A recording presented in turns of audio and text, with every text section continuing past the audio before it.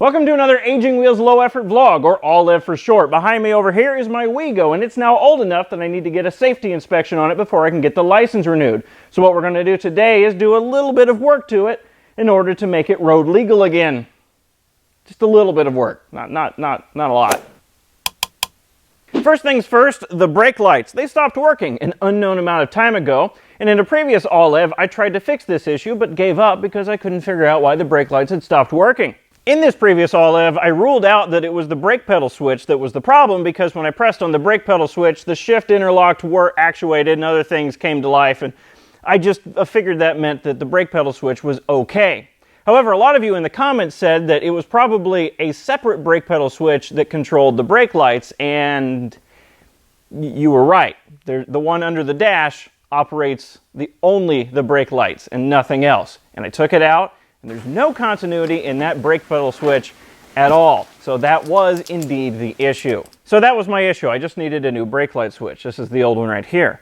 But the problem is, where do you get a replacement brake light switch for a Wheego? Well, my first thought, and the first thing I did, was to call Wheego. But their phone was dead, which is real disconcerting. So that didn't get me anywhere. And then I waited for about a month because I didn't really care. And then I decided, you know what, I should probably drive the Wheego again because it'll just sit there and mold or something. And then I went on eBay and just looked for generic brake light switches to see what would come up. And on eBay, I found another brake light switch that looked similar to this one. All I really cared about was the threaded design that fits on the top so that the brake pedal flap thing hits against this. It just needed to look similar. And I found one, and I went to the listing to see what cars it goes on to. In this case, it was a 98 Acura Integra and just a bunch of other Honda/Acura cars. And then I went to the auto parts store, my local auto parts store, and asked them for a brake light switch for a 98 Acura Integra to see what it would look like, to see if it compared to this one. And wouldn't you know it, the thread pattern is exactly the same. Pretty much everything about the switch is exactly the same. The only difference is the switch I got was suitable for cruise control, so it had 2 extra plugs that I didn't need. So I bought this brake light switch for an Acura Integra, or Honda Integra if you live outside of the United States. I took it home, and the only thing I had to modify on it was to take the pigtail off of the old brake light switch and just mount it on the new one. I had to cut off a little plastic flange that was around the pins on the new one, and then buy some little spade connectors and solder the pigtail to the spade connectors. But that was it. I just needed to put a new pigtail on it, and the thread pattern on the new brake light switch is exactly the same as on the old one, so it just screwed into the same old mounting hole, and I had to adjust the height a little bit, but it just fit right in. And then when I plugged it up, the brake lights worked again. Or at least I thought, until I reviewed the footage and found out this tertiary brake light here has stopped working. I don't know why. It makes perfect sense though, because these 4 brake lights are incandescent bulbs and this one's an LED, so obviously it's the LED that would fail first.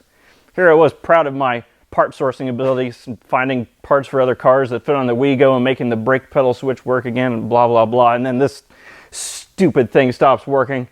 Frankly, I don't want to fix it, but I'm going to have to because I won't be able to drive the car again if this isn't fixed. I hope it's something simple, but it's probably not. I don't even know how to get to the mounting screws for this thing. I have to take this hatch off, but let the record show that it was crooked and didn't line up before I touched it.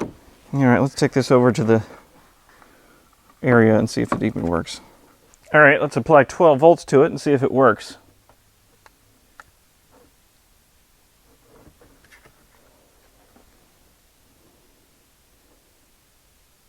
Well, it works. Oh crap, that means there's a wiring problem in the Wheego.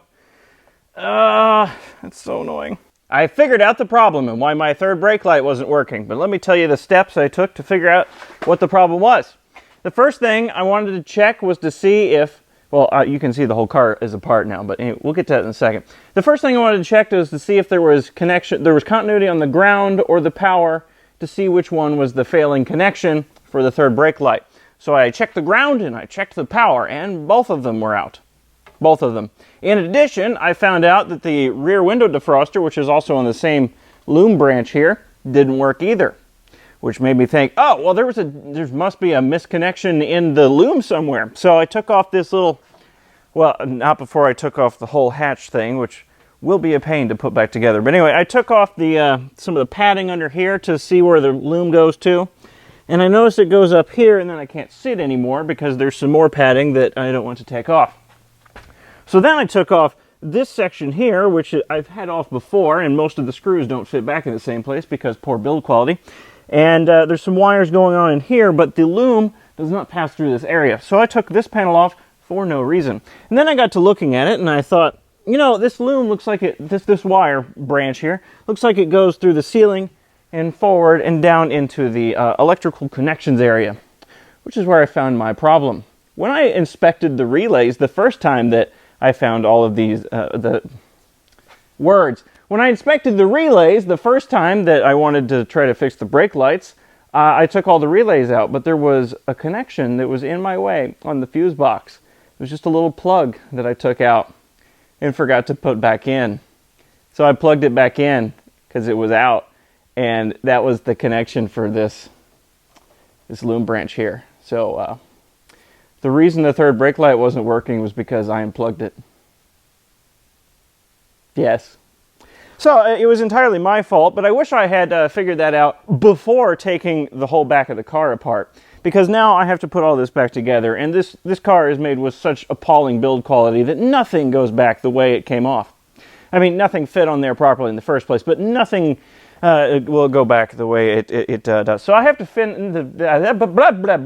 So I have to spend the next hour or so putting all this back together. Yay! At least I figured out the problem. That's something. I was really giving up hope. I could not figure out why there was no power going to this. Oh, look at that. It comes with a lovely bag for holding your charging cables. How thoughtful of them.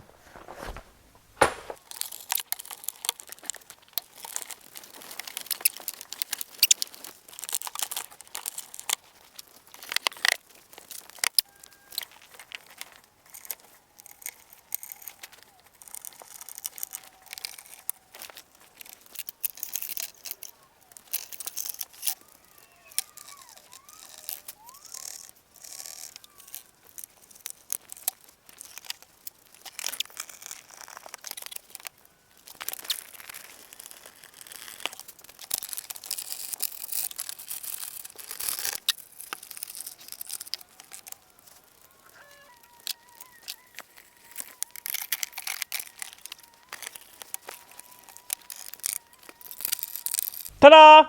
Works again. I mean, I'm the reason it broke in the first place because I unplugged something I shouldn't have and then forgot to replug it back in, but I fixed it after way more effort than I needed to do. But anyway, tomorrow is a safety inspection and I will take it there and we'll see if it passes. One little casualty of war was this bit of headliner padding that kind of went in the middle of the ceiling area. I peeled it off to see what was underneath it and it was glued in place. So I'll need to glue that back in at some point, but for now, I don't care. So I'm just gonna throw it in the back there and I'll remember it eventually. And it failed inspection because of one thing. The right front tire was too bald. The rest of them were getting pretty bald, but the right front one was more bald than the rest. And I can't imagine why that would be. So I replaced all 4 tires. They're now 4 brand new hand-cooked tires for about $450. They did give me the option to replace just that one tire, but none of the tires matched beforehand, and I figured once in this car's life, it should have 4 matching tires. So I got 4 matching tires for it. Brand new shoes from Wheego, which is not something I normally do for any of my other cars. I don't know why I picked this one. Doesn't matter. Now it's ready for me to go to the DMV and get it fully road legalized. Again, except for one thing. I have one thing left to do. In my hand is a sticker. This is an alternative fuel sticker provided by the state of Missouri. You have to get this if you have a car powered by electricity, like this one, or compressed natural gas or propane or several other alternative fuels. This one for the Wheego is $75 a year, if I'm not mistaken. It is a tax that they give you in lieu of a gas tax. They'll send you a letter every year if you have an electric car that says, because you're not paying a gas tax, we need to get money from you in another way. It's not worded exactly like that, but that is basically what it's saying. So this is my gas tax for my Wheego. It just drives me nuts. Anyway, I need to peel off the old one from last year and put on this new one. I should have actually done this in January, but I couldn't be bothered until now. So I wasn't driving the Wheego for like the past 2 months because the brake lights were out. Anyway, I need to peel that one off and put this one in place. I don't know about you, but it seems like Missouri should be incentivizing electric cars rather than taxing them extra. It gets even worse too. It's like $75 for my car, but it's based by weight. So if you have a semi-truck that's powered by compressed natural gas, this sticker is going to be like $1,600 per year because they're not getting your gas tax revenue and they have to extort you in some other way. It's all very annoying, but I have to do it. Not like anyone's going to know, but I'd feel better about myself if I just followed the law. I'm not even going to bother getting the goo off from the old sticker. I don't care. There, now it's fully legal. Apparently I also have a fog light out. Oh well.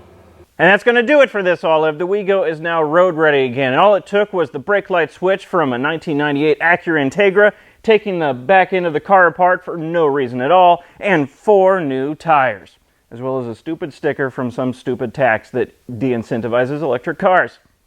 So thanks for watching, and thanks again to all my Patreon supporters.